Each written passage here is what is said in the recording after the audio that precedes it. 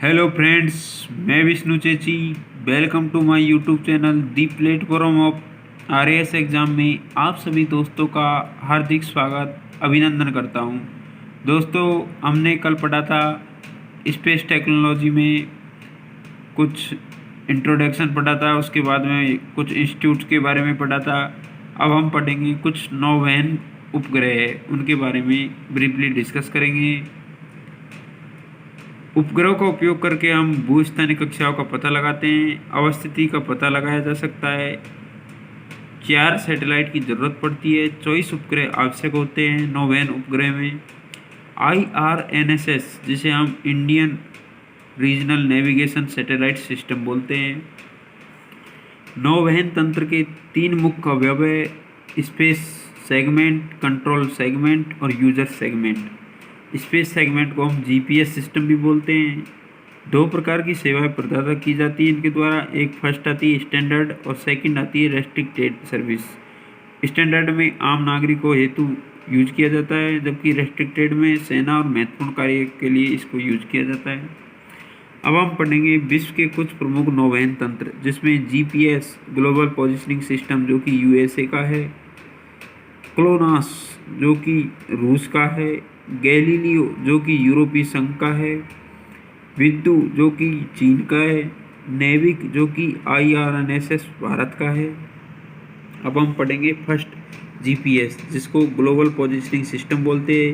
यह नौवहन तंत्र यूएसए का है। इसे नेवस्टार भी कहा जाता है। वायुसेना के पास है, ये एयरफोर्स के पास। 1978 में पहला सैटेलाइट लॉन्च तैयार किया गया इनके द्वारा। फुली ऑपरेशनल इसको 1992 में किया गया। 32 सैटेलाइट की आवश्यकता होती है इसमें। न्यूनतम 24 सैटेलाइट की आवश्यकता होती है। 20,000 किलोमीटर अर्थ ऑर्बिट होता है इसका।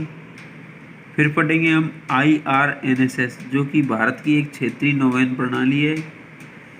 इसकी फुल फॉर्म है Indian regional navigation satellite system.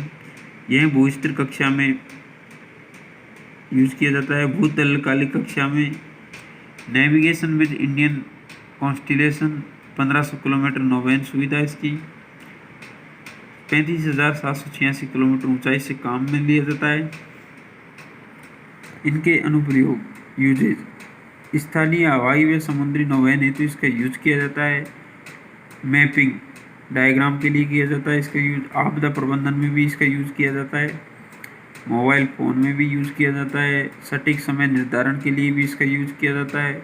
वाहनों की ट्रैकिंग, फ्लीट मैनेजमेंट में भी इसका यूज़ किया जाता है। अब हम पढ़ेंगे इनका इम्पोर्टेंस, जो कि डाटा सुरक्षा में भी इनका यूज़ किया जाता है। नौवहन में आत्मनिर्भरता के लिए इनका यूज़ है। बेहतर सीमा सुरक्षा, सीमा प्रबंधन के लिए भी इसका यूज़ है। लैंड सर्वे के लिए भी इसका यूज़ किया जाता है। आपदा प्रबंधन के लिए भी इसका यूज किया जाता है। राजस्व में वृद्धि के लिए यह इम्पोर्टेंट है। सार्क देशों में भारत की वृद्धि के लिए यह उपयोगी है। फिर पढ़ेंगे हम गगन, जिसको GPS aided geo augmented navigation system बोलते हैं। इसका उपयोग वायु परिवहन में किया जाता है। मिसाइल नौवहन में भी इसका यूज किया जाता है। जॉइंट प्रोजेक्ट, जो कि इसरो और AII का एक जॉइंट प्रोजेक्ट है ये गगन। भारतीय उड़ान सूचना केंद्र में बेहतर नौवहन सेवा प्रदान की जाती है इसके द्वारा। जेमिनी एप्लीकेशन में गगन इनेबल्ड मेरीन इंस्टॉलमेंट है इसका। फिर पढ़ेंगे हम एस्ट्रोसैट, जो कि 650 किलोमीटर प्रक्षेपित खगोलीय वेधशाला है। सितंबर 2015 में यह शामिल किया गया। भारत 5वां देश है। नेक्स्ट आता है गगनयान, जो कि Indian human space flight programme, Indian crewed और ऑर्बिटल स्पेसक्राफ्ट है। यह GSLV M के द्वारा लॉन्च किया गया। अंतरिक्ष यात्री व्योमनाट थे। 10,000 करोड़ रुपए का बजट था इसमें। 10,000 क्रू एस्केप सिस्टम है। जासूसी के लिए विश्व अंतरिक्ष मिशन में इसका यूज किया जाता है गगनयान का।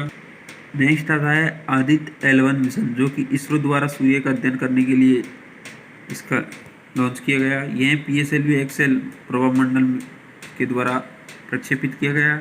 लैग्रेंजियन पॉइंट फर्स्ट है। इसका उद्देश्य उत्सर्जित कणों का अध्ययन करने के लिए किया जाता है। चुंबकीय क्षेत्र में परिवर्तन का अध्ययन भी किया जाता है इसके द्वारा। कोरोना, क्रोमोस्फीयर, फोटोस्फीयर के बारे में इसमें अध्ययन किया जाता है। यह 7 पेलोड युक्त होता है। BELC जिसको विजुअल एमिशन लाइन कोरोग्राफ भी बोलते हैं। सूट, एस्पेक्स, पापा, मैग्नेटोमीटर आदि के लिए इसका यूज किया जाता है। अब हम पढ़ेंगे कुछ मिसाइल्स के बारे में जो कि युद्धमार्ग को निश्चित स्थान पर पहुंचाती है। मिसाइल के प्रकार, एक तो होती है क्रूज मिसाइल, एक होती है बैलिस्टिक मिसाइल। क्रूज मिसाइल जो कि स्वप्रणोदित में निर्देशित होती है, उड़ान के दौरान इसको नियंत्रित किया जा सकता है। एग्जाम्पल के रूप में ब्रह्मोस जो कि एक सुपरसोनिक मिसाइल है। जबकि बैलिस्टिक मिसाइल वे मिसाइल जिन्हें आरंभ में प्रणोदित में निर्देशित किया जाता है तथा तत्पश्चात वे गुरुत्वाकर्षण के अधीन हो जाती है, जैसे अग्नि इसका एग्जाम्पल है। रॉकेट इंजन का प्रयोग होता है, नियंत्रित नहीं किया जा सकता इनको। फर्स्ट आती है भारतीय थल सेना की टैंक जो कि अर्जुन इंडिजीनियस टैंक है, डेवलप्ड बाय DRDO द्वारा।